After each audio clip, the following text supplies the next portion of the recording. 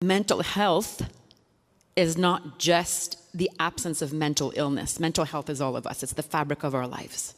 It's how we lead, it's how we love, it's how we understand ourselves, it's how we eat, sleep, have intimacy, it's everything. It's all that is mental health. But in a society that has intellectualized the individual, and that's our left brain and the two hemispheres, a lot of scientists are now saying we got to go into the right brain much more.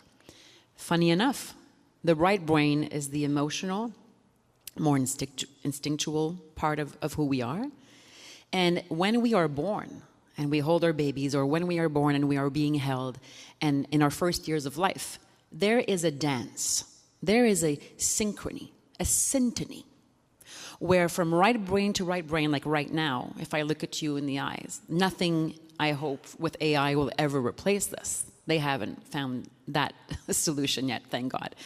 Thank goddesses. And this dance between the parent and the child attunes us to what is, and also confirms to us your perception, child, of the reality is accurate or inaccurate.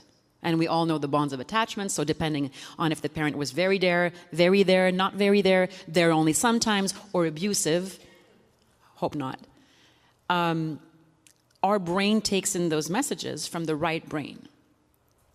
And that dance and that synchrony we look for in every single relationship we will ever entertain in our lives. I could only clean my slate from my own experience. And I felt this sense of integrity and of congruence. Telling my story, and by the way, when I told my story to the media, because I was a television and radio host, and I had decided I have to share my story, there's too many people suffering, and I was in my 20s.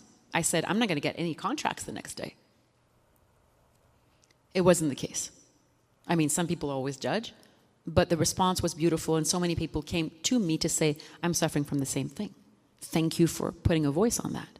From that moment on, it was clear to me that that sense of connection and congruence, I couldn't tell any other story, it was my story, had to be the path that I would walk on. Did it have the mental health perspective in that moment? No. But then as I continued my own education, because I did want to nourish my brain with more knowledge to better understand what people were going through, it became clear to me that mental health holds democracies and justice together. May sound very, a little bit too strong here, but I truly believe that.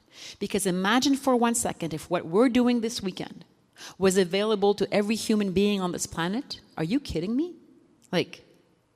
We'd have a different world with more conscious leadership, more conscious living, more respect for the planet and for others, more respect for human crises and how to solve, more creativity, because you talked about resistance yesterday.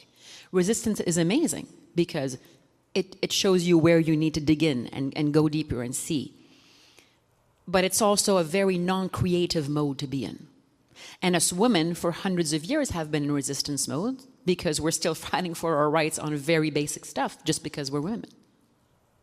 But at the same time, we are not expressing our true creative potential as human beings.